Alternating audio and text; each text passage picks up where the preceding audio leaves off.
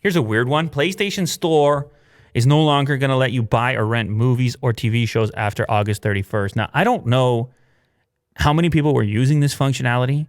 I don't know how many people, but it was fairly prominently suggested inside the PlayStation Store when you were on there. Was it? To also look into the media. It would be like the games and stuff and then the media. I don't think I personally ever bought any media. It may have been one time a long time ago. Okay. That I would have bought a movie or something. I don't know why. Probably because I just conveniently, that might have been the only thing connected to my TV before all TVs were smart TVs, you know, before Netflix was everywhere, before Disney Plus existed. It's so much competition for your eyeballs, Will. Yes. I know you're not complaining. No. But it just changed our habits around how we interact with this stuff. Mm-hmm.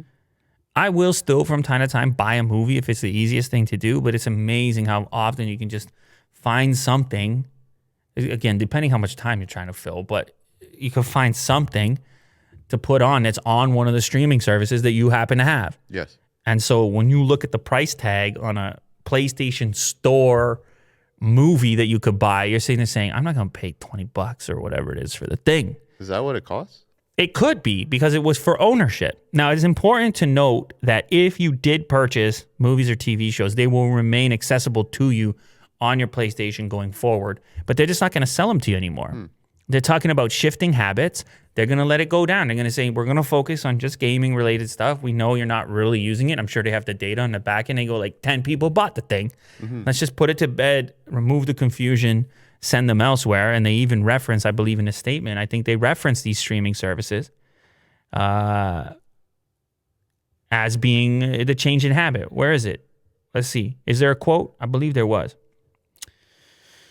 As for why, Sony cites the tremendous growth of entertainment consumed through subscription-based services and ad-based entertainment streaming services on the company's PlayStation hardware. So that's another important consideration. On the PlayStation itself, you can put Netflix and Disney Plus and whatever else. Those apps exist. Yep. So lots of selection, and they're just, they're going to focus on their core stuff in the gaming. Mm-hmm.